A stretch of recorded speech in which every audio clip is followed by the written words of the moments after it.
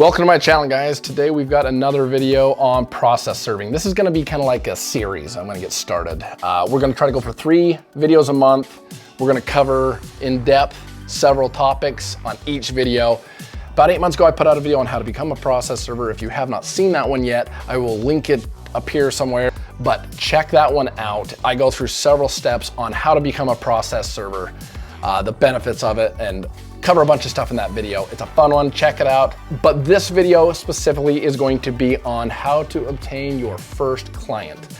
That's always a question I get in the comments. What do I say? What do I do? People are always asking me how to do that. And I've been requested to make this video, so we're gonna jump right into it, guys. Before I begin, I'm gonna let you guys know this video is sponsored by servemanager.com. These guys are awesome. Their program's awesome, their website's awesome, their subscription service is great. The plans start, I think, 39 bucks a month, and it goes up from there. It's saved me a ton of work and a ton of time. If you click on the affiliate link that's down in my description and sign up that way, you get a 14-day free trial, and that also gives me a little bit of a kickback that helps me fund this channel, which is actually helping to fund this big series I'm gonna be doing specifically on process serving. Okay, enough of that, we'll get back to the video. On how to get your first client, I would start by Googling any business in your area that offers a line of credit, in-house financing, even Walmart stuff. I know a lot of guys that serve for Walmart collections.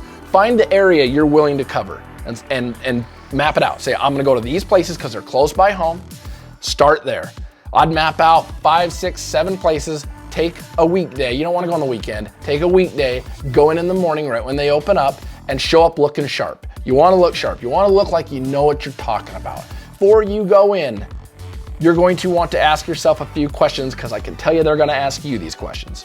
How much do I charge? You're gonna wanna determine exactly what you charge for what type of service. Do you charge mileage? Some people do, some people don't. I never did. I found that it was just too complicated if you threw all these different things in. Yeah, you might be able to make a little bit more money, but you got a lot more to keep track of once you start charging for mileage and things. Do you charge for attempts? I do not charge for attempts. And a lot of people tell me I'm crazy for not charging for attempts. But honestly, I'll tell you 2 reasons why I don't. 1, I don't want to keep track of that. I have enough to keep track of. I don't want to add one more thing into the mix of keeping track of attempts, mileage. No, I charge, and I tell people this, I charge for the service of the paperwork. That's it. $50 a service, and if I don't get them, I don't get paid. You're gonna wanna know the answers to these questions before you get asked, because if you stutter and you don't know and you have to think about it, they're gonna say, this guy doesn't know what he's doing, let's pass on him. But when you rattle off the answers to these questions that I guarantee they're gonna ask, they're gonna feel confidence in you. And that's what you need, especially in this. They need to have confidence that you are the guy or gal to go out there and take care of this for them. Another thing that's helpful to do, if you have business cards or you've had them made up or you're gonna go get them made up, that's probably a good idea. But you wanna hand them something nice. Don't print something on your printer paper and hand that to them, that your credibility, your professionalism's gone. You wanna hand them something that's been made from Alpha Graphics or somewhere like that. I would even avoid Vistaprint. I've had not good luck with Vistaprint, but in a pinch, on a tight budget, it'll work. Don't get their cheapest ones, I can tell you that now. Those are the worst. But spend a little bit of money, make that professional look. A lot of people can even go get polos made with their company name on it. That's professional and it looks nice. These are several things you can do to really up your chance of getting that client to bite. You are going to experience a lot of places saying, hey, I don't need one. I've got one. I like the guy I've got. Thankfully, the places I serve for have been telling my competitors that they like the service I provide them. So once you get that green light to come and serve for those people, you make sure that you give them the best service they've ever imagined. So when people come knocking on their door looking to replace you, your clients tell them no. Your potential client's going to ask you, do you handle this service from the start to the very end? And the answer to that question is yes, I handle it all. You'd be amazed how many people don't take return of services to the court and they just take them back to the store. Well, the problem that causes is now the person in the store has to leave to take them over to the courts. Well, that's a real pain in the butt for them because they want simplicity. They want somebody who can go out there, serve the paperwork, get the proper return of service filed with the court, and they don't ever have to worry about it. The only thing they should need to worry about is signing your check at the end of the month when you send them your bill. That's all they should have to worry about. So I make sure to tell them, yes, I serve your paperwork. I only charge if I get the paperwork served. Once that's done, I file the return of service with not only you, but the court. You don't have to touch anything until my invoice arrives at the end of the month. Brings us to our next thing, invoicing. You make sure you tell them, when would the best time to bill you be? Some places might want it bi-weekly, other places might want it once a month. I wouldn't go past once a month. I pay my bills on a monthly basis, so I like to be paid on a monthly basis, and I think they do too. I think they prefer that, because a lot of businesses will pay their bills like everybody else once a month. So make sure to ask them their volume.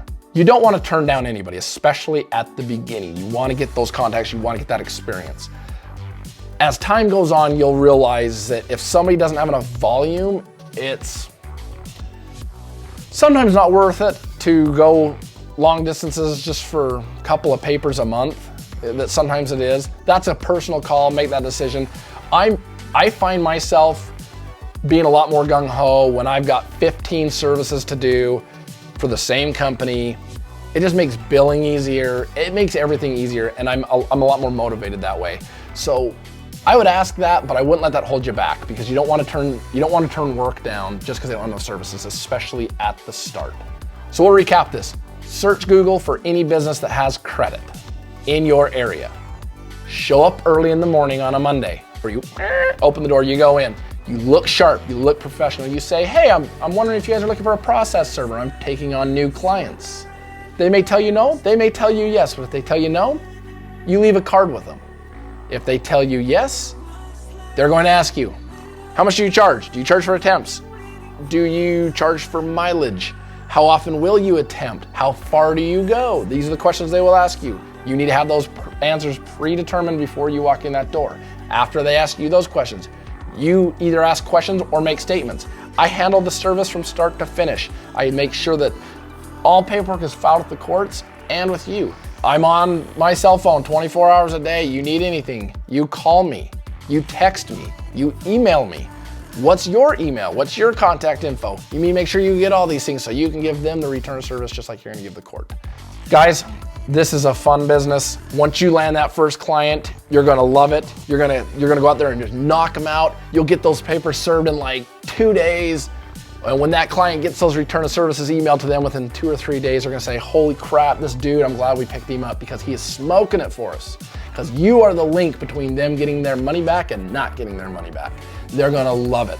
You send that invoice in, make sure it's professional from servemanager.com or wherever you use, send that invoice into them. They're gonna see that nice pro looking invoice. They're gonna say, this guy's legit.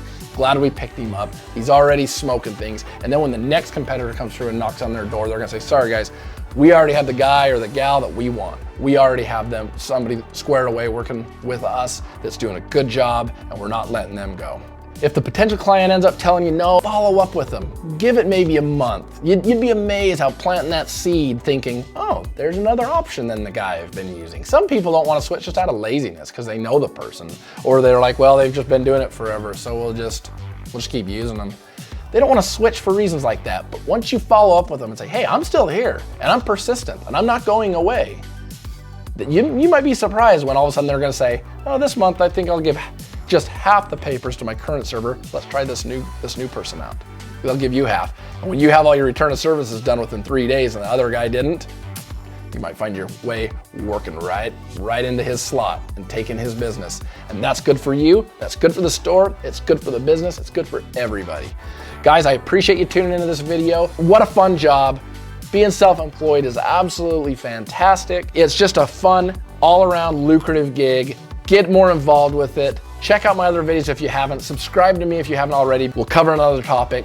You guys can all leave comments below if there's a topic you guys would like, and I will get to them. See you on the next one. Bye-bye.